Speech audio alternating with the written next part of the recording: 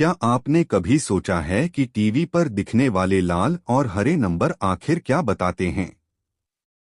लोग शेयर कैसे खरीदते और बेचते हैं? और आखिर स्टॉक एक्सचेंज काम कैसे करता है? अगर आप शेयर बाजार में नए हैं, तो यह सवाल आपके मन में जरूर आया होगा। आज की इस वीडियो में हम समझेंगे कि स्टॉक एक्सचेंज क्या होता है, यह कैसे काम करता है, शेयरों की कीमतें कैसे बदलती हैं, और एक आम निवेशक शेयर कैसे खरीदता है। वीडियो के अंत तक आपको शेयर बाजार की पूरी प्रक्रिया बिल्कुल आसान भाषा में समझ आ जाएगी। तो चलिए शुरू करते हैं। भाग 1, स्टॉक एक्सचेंज क्या है? स्टॉक एक्सचेंज एक ऐसा संगठित बाजार है जहां कंपनियों के शेयर खरीदे और बेचे जाते हैं। इसे आप एक डिजिटल मंडी की तरह समझ सकते हैं, जहां खरीदार और विक्रेता आपस में लेन देन करते हैं। भारत में दो प्रमुख स्टॉक एक्सचेंज हैं: national stock exchange (NSE), Bombay stock exchange (BSE). इन एक्सचेंजों का काम निवेशकों और कंपनियों के बीच सुरक्षित और पारदर्शी लेन देन सुनिश्चित करना है। भाग 2, कंपनियां शेयर क्यों जारी करती हैं? किसी भी कंपनी को अपने कारोबार को बढ़ाने के लिए पैसे की जरूरत होती है। मान लीजिए किसी कंपनी को नई फैक्ट्री बनानी है, नए उत्पाद लॉन्च करने हैं या कारोबार का विस्तार करना है। ऐसे में कंपनी बैंक से कर्ज लेने के बजाय आम लोगों से पैसा जुटाने का फैसला कर सकती है। इसके लिए कंपनी अपने स्वामित्व का एक हिस्सा छोटे छोटे हिस्सों में बांट देती है, जिन्हें हम शेयर कहते हैं। जब कोई कंपनी पहली बार जनता को अपने शेयर बेचती है, तो इस प्रक्रिया को आईपीओ यानी इनिशियल पब्लिक ऑफरिंग कहा जाता है। आईपीओ के बाद कंपनी के शेयर स्टॉक एक्सचेंज पर सूचीबद्ध हो जाते हैं। भाग 3, शेयर खरीदने के लिए क्या चाहिए? शेयर खरीदने के लिए आपको 3 चीजों की जरूरत होती है। 1, बैंक अकाउंट, पैसे जमा करने और निकालने के लिए। 2, ट्रेडिंग अकाउंट, जिसके माध्यम से आप शेयर खरीद और बेच सकते हैं। 3, डीमैट अकाउंट, यह आपके शेयरों को डिजिटल रूप में सुरक्षित रखता है।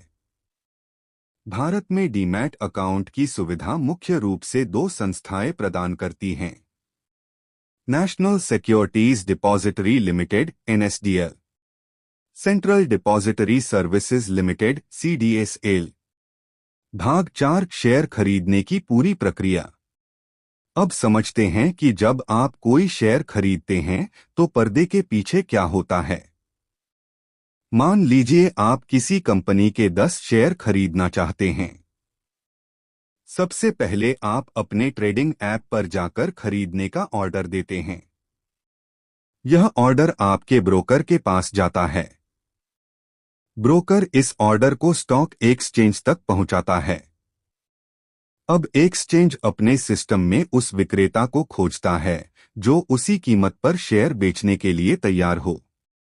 जैसे ही खरीदार और विक्रेता की कीमत मैच होती है, सौदा पूरा हो जाता है। इस प्रक्रिया को ऑर्डर मैचिंग कहा जाता है। सौदा पूरा होने के बाद शेयर आपके डीमैट अकाउंट में ट्रांसफर हो जाते हैं और पैसे विक्रेता के खाते में पहुंच जाते हैं। आज भारत में ज्यादातर सौदे T+1 सेटलमेंट सिस्टम के तहत पूरे होते हैं। इसका मतलब है कि ट्रेड के अगले कार्य दिवस तक शेयर और पैसा ट्रांसफर हो जाता है। भाग 5, शेयरों की कीमतें कैसे तय होती हैं?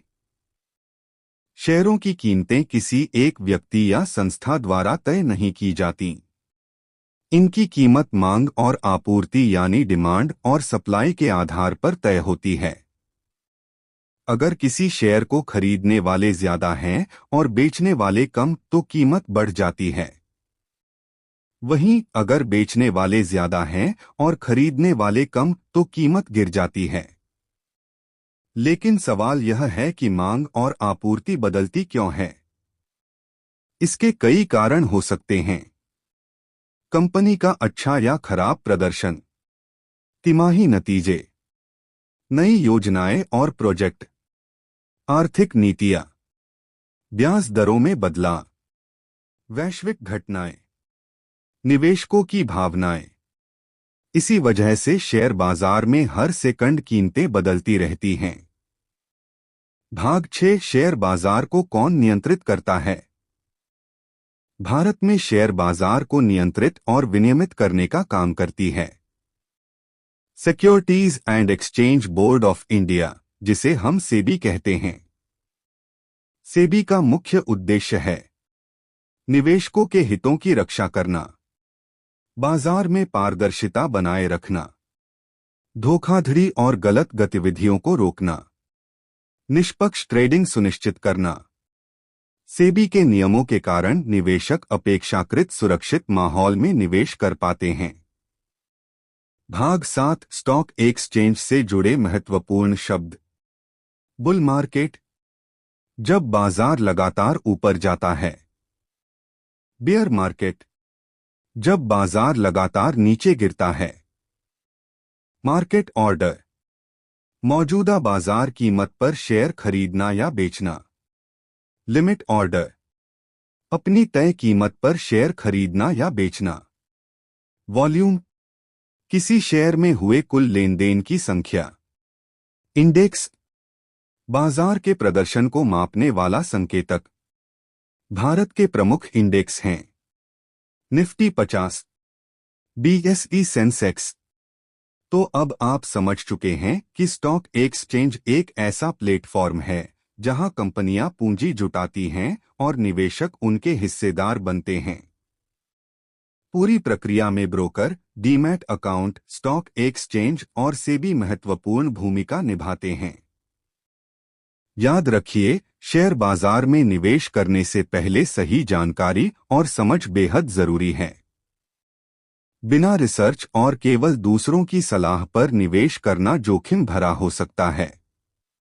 अगर आपको यह वीडियो पसंद आई और आपने कुछ नया सीखा, तो वीडियो को लाइक करें, चैनल को सब्सक्राइब करें और बेल आइकन जरूर दबाएं। कमेंट करके बताइए कि आप शेयर बाजार से जुड़ा अगला कौन सा विषय समझना चाहते हैं। मिलते हैं अगली वीडियो में। धन्यवाद।